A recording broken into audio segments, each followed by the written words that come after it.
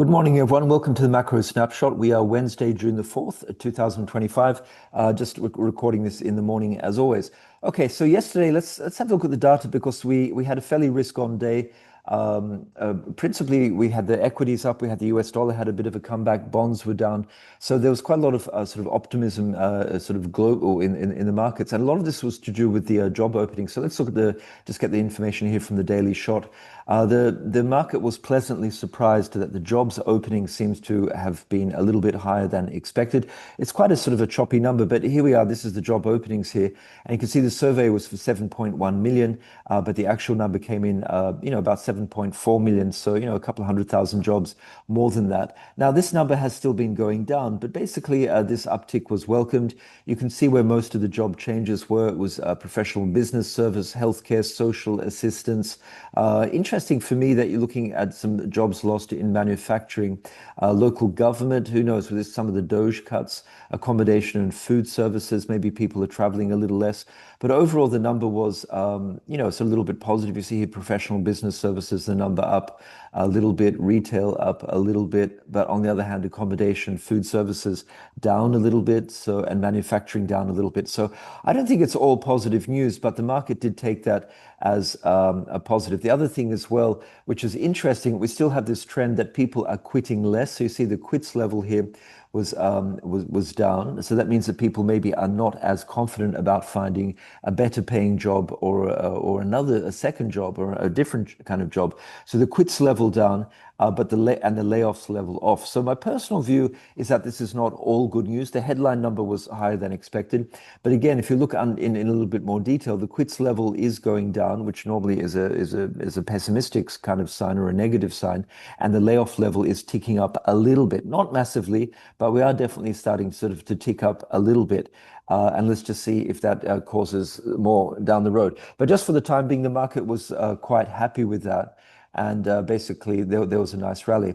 So the second thing, just to talk about, we're going to get a little bit more data this morning. Specifically, we're going to get the ADP number. Now, we know that this is not particularly well correlated with the non-farm payrolls, but nonetheless, the ADP is the largest payroll company in the US, especially for private companies. So I think it's an important piece of the puzzle. And what we're looking for here is an improvement over last time. Last time we got a positive 62,000 jobs. This time looking for double that at about 114,000 jobs. So again, I don't know how market moving this will be, at least in a sort of a permanent kind of sense. Maybe we'll get a couple of ticks at 8:15. But basically ADP looking for 114, which is, not a great number. But then probably more importantly, we get at 10 o'clock, so an hour and a half later, we get the ISM services. Now, keep in mind that we had ISM manufacturing on Monday, which was a mixed number. So I think here, let's look at the headline. That's expected to be fairly positive, at 52, so over in the expansion territory. Prices paid very, very sticky still at 65. And this really is important because we know that the Fed, even if the labor market is showing some signs possibly of a very, very gradual slowdown, it's certainly not a massive slowdown or a dramatic slowdown. And so at this point, you have to say that the Fed is most probably more focused on the inflation mandate, that part of their dual mandate here. And if ISM services paid, the prices paid, it continues to be very sticky here at 65.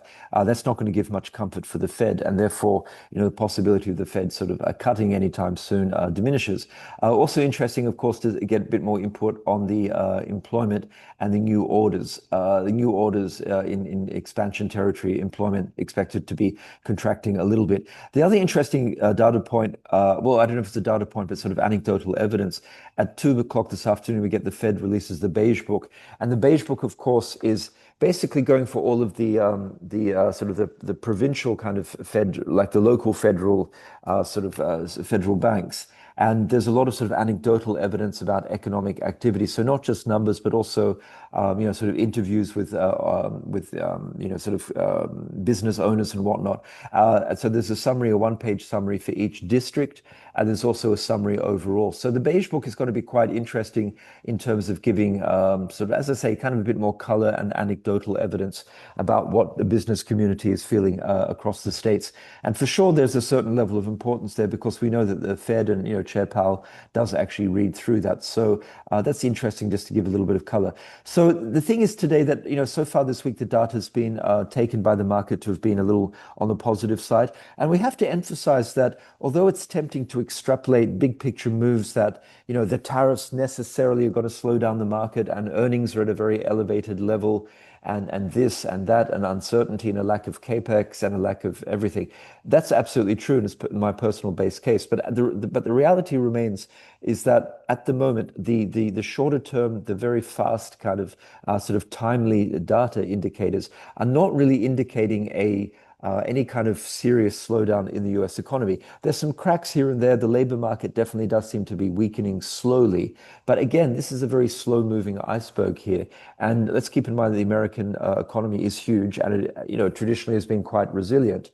And so it's just tempting from a trading position to, be entering, I don't know, like short positions in the equities or whatnot. But it's important at this point in time to be, as Bob Elliott, I was reading a column, reminds us that we need to be patient about entering into sort of bigger positions until the data shows it. So let's see what the data says today. ISM services is important, of course, because we know that services constitutes around about 70% of US economic activity. So definitely an important number. Let's see what happens today. Just in terms of where we are in terms of market pricing. It's interesting. I would always like to be looking at this December 25, and you can see that the market repriced a little bit hawkishly yesterday. We were over 2 cuts. We're now down to 1.9 cuts, so a few basis points down. We had the front end of the curve kind of bleeding down yesterday. So that that of course might reprice on the back of the data.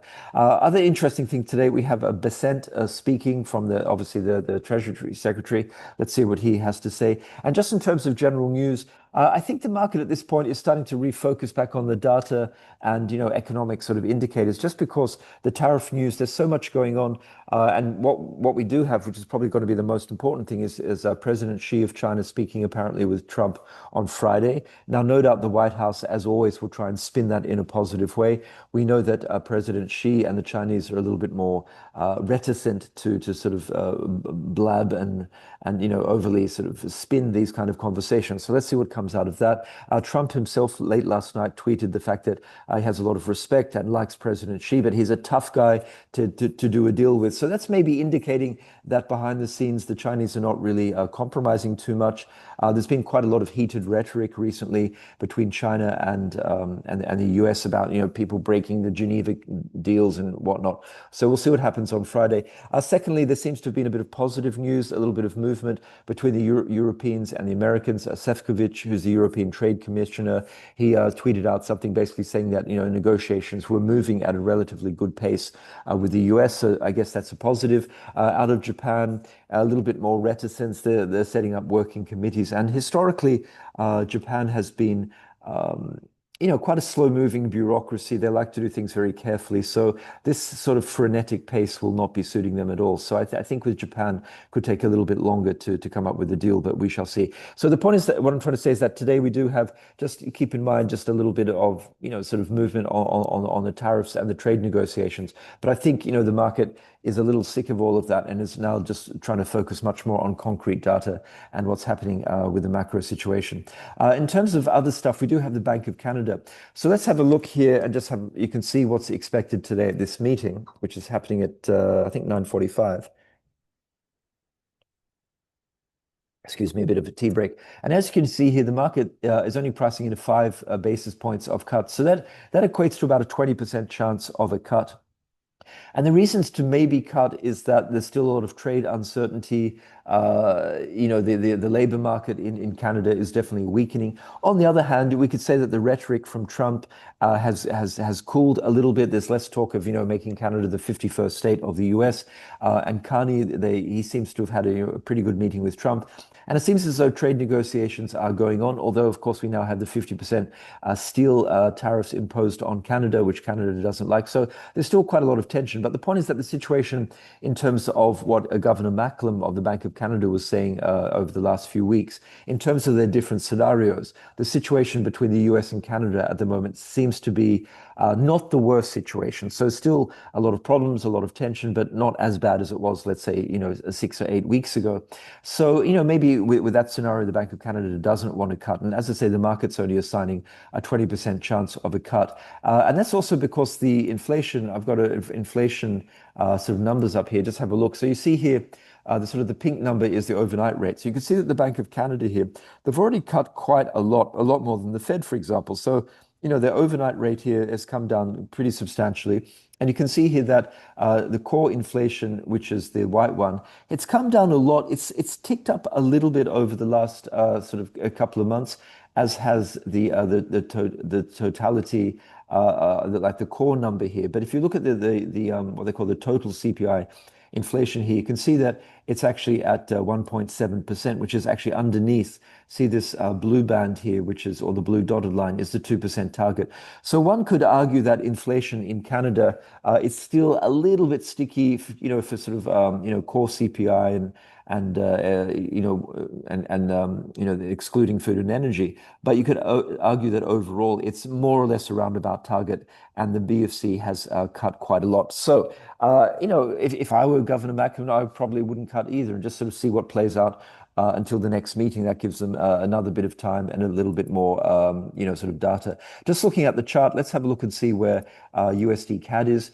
CAD's actually had a bit of a comeback against the US dollar, like a lot of currencies recently. So if we just pull up the cash here, the spot number, you can see here that going all the way back to the tariff tensions in the middle of the end of January and whatnot, we can see here that it was at 147 USD, but it's come down a lot since then.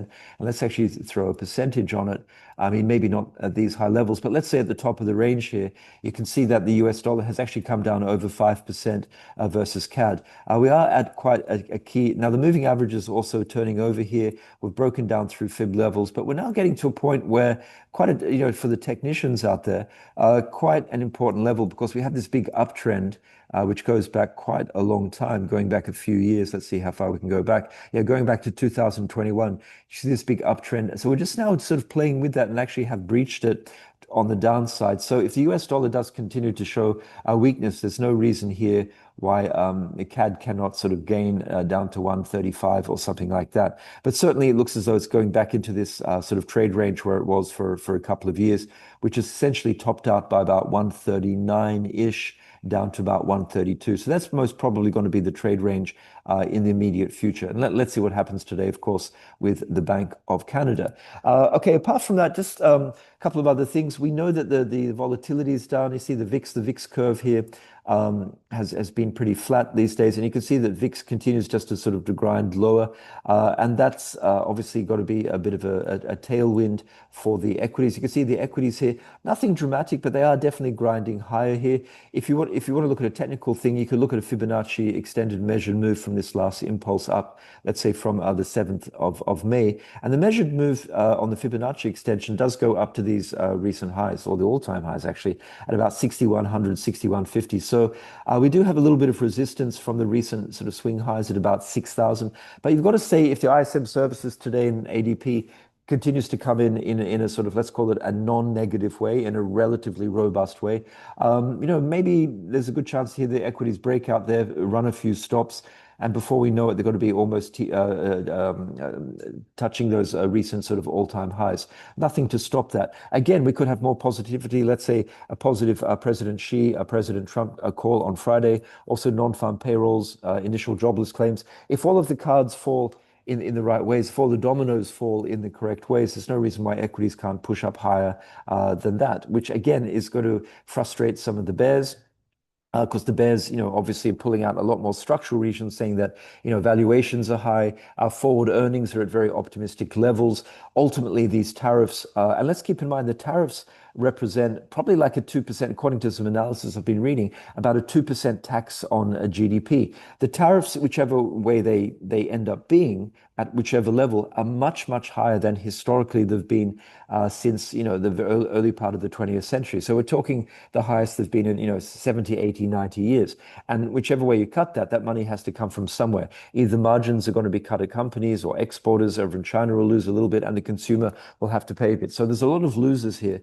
And the reality, which Trump wants, of onshoring factories, again, reading some research yesterday, the average factory has a 30 or 40-year time frame in terms of the forward guidance. So you have to ask yourself, if you were, let's say, a car manufacturer, and Trump's out of power in 3.5 years, are you really going to sort of spend, 3 to 5 years building a factory, which really you want to be operating at full capacity for maybe 30 or 40 years, just on the whims of someone who may not be in power in 3 years? So I'm not sure how fast we're going to get these sort of massive sort of industrial complex coming back to the US. So the point is that in the meantime, as long as the economic data remains relatively robust, we could for sure see equities push up higher. And not only the ES, but maybe even especially something like the NASDAQ, which you can see is doing very, very well. And a lot of these companies, these big tech companies, they have a global imprint. Obviously, any domestic issues with the domestic US economy, they're much more insulated. They have a kind of moat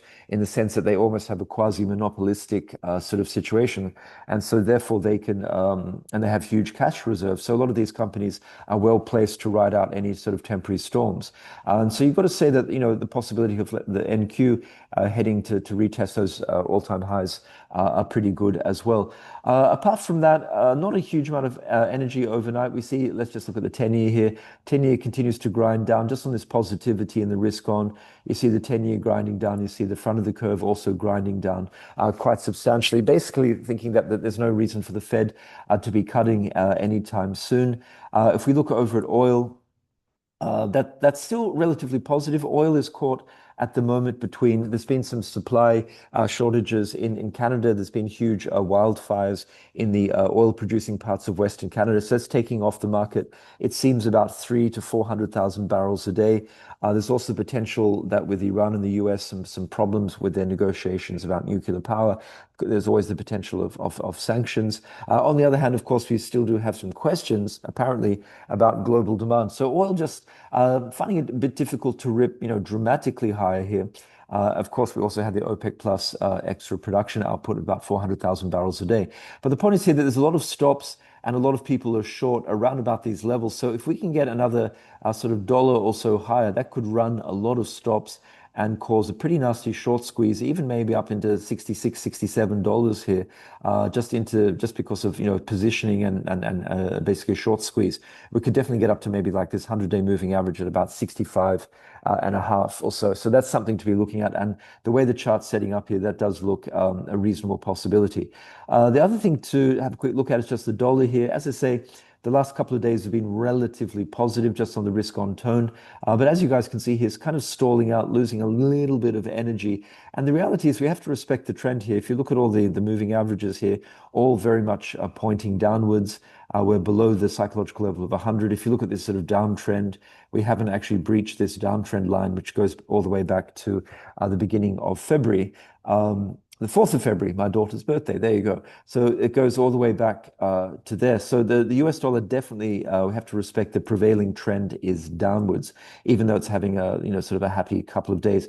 Just finally, guys, just want to have a quick look at a couple of the metals. So if we look at gold, gold, I'll put on the spot price here in US dollars. You see gold just coming off just a little bit. Again, we've had a slightly stronger US dollar, a little bit of risk on. So maybe the gold bulls just taking a pause. But I repeat, this is still a very, very, very bullish chart. It is sort of sideways consolidating, but the moving averages are still all pointing in a positive direction. And there's no reason at this point to, and there's nothing bearish about this chart. Silver had a very strong pop, as we saw the other day, giving back a little bit here as it comes up against sort of this sort of twin resistance up around about $35 or so. That's going to be a little bit dependent. If the economy stays relatively strong, And gold continues to push higher. There's no reason why silver, if it pushes above this, again, that's going to run stops. Could have a short squeeze here, and we could definitely push up. If you look at a Fibonacci extended move here, like a measured move, using this impulse here going back to the Friday, 4th of April. Actually, that's my birthday.